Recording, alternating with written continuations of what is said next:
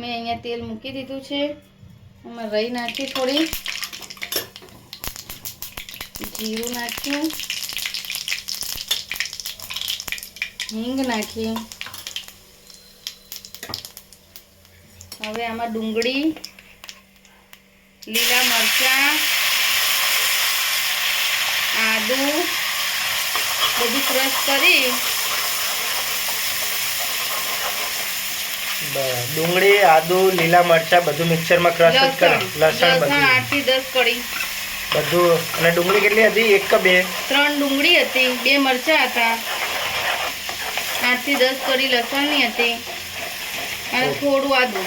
બરાબર. એ બધું મિક્સરમાં ક્રશ જ કરી દીધું અને એની પેસ્ટ જ બનાવી દીધી આપણે.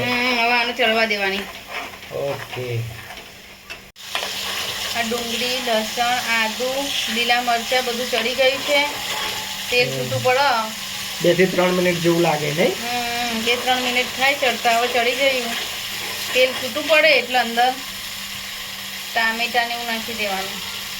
ટામેટા બી આપણે ક્રશ જ કરી દીધા છે કે પીસીસ કાપ્યા છે? ના, એ બી મિક્સરમાં ક્રશ કરી દીધા છે.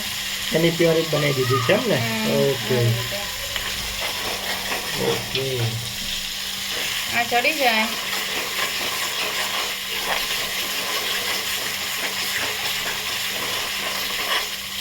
સતત હલાવતા રહેવું પડે નહીં આને? હવે તેલ છૂટું પડી ગયું છે એટલે ટામેટાનું. બરાબર.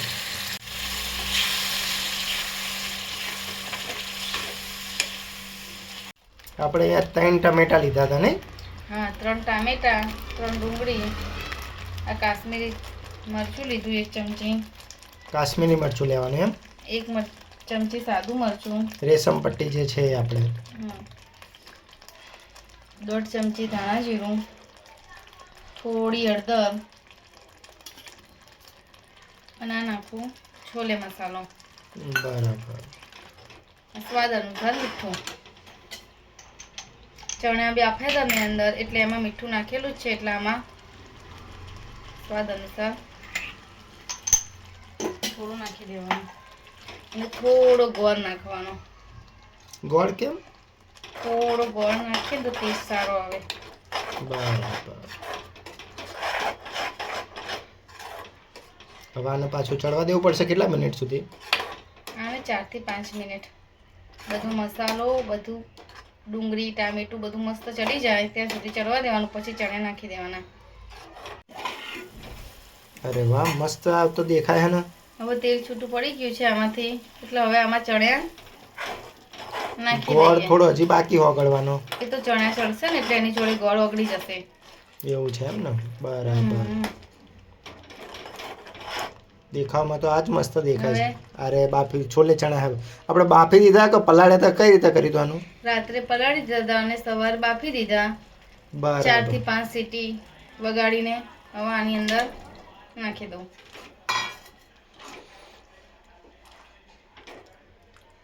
આને કેટલો સમય માટે રાખવા પડે? હવે આ 3-4 મિનિટ 5 મિનિટ ચડવા દેવાના પછી રેડી થઈ જશે આપણા છોલે ચણા. બરાબર. પછી રેડી. થોડું રસાવાળા રાખવા હોય તો થોડું પાણી વેડવાનું, ના રાખવા હોય તો આવી રીતે જ આવી રીતે સર્વ કરી દેવાનું એમ ને?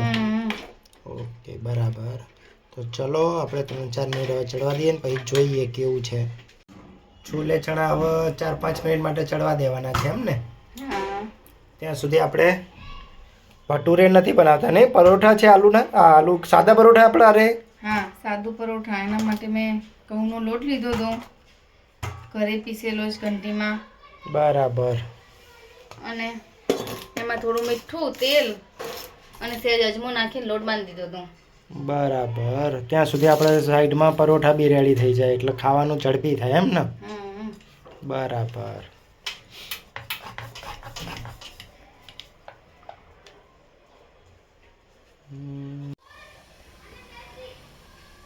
આ પરોઠા માટે જરૂર પડશે તેલ એમ ને? શેકવા માટે. બરાબર.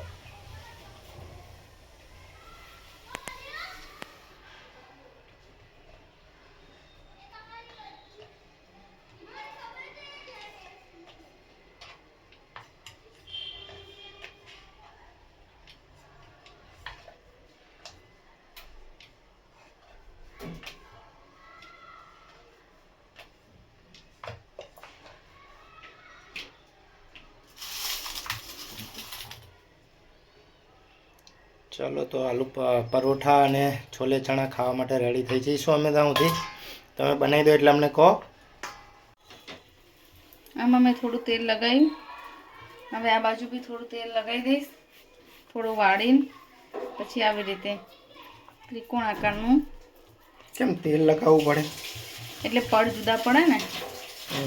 બધા લેયર સાઈઝ મસ્ત દેખાય પરોઠા જેવું.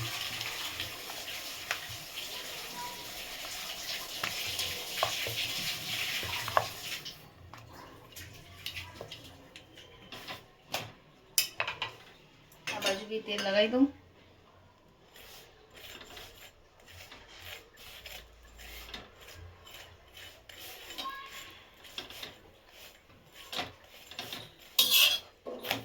પરોઠા બી મસ્ત ફૂલે છે ને.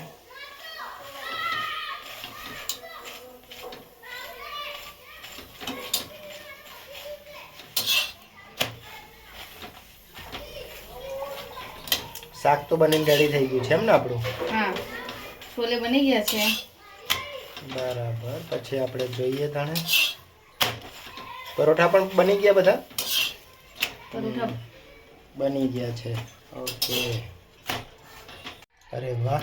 આ છોલે બની ગયા છે. પ્રાંશુને કોથમીર ભાવતી નથી એટલે એના અલગ થોડા કાઢી દઉં છું. હવે આમાં હું કોથમીર નાખી દઈશ અને થોડું લીંબુ નીચવી દઈશ.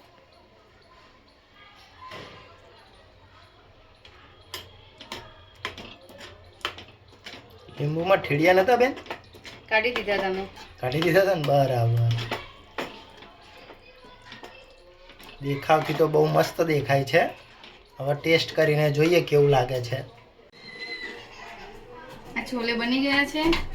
હવે ડીશમાં નીકાળી દઉં.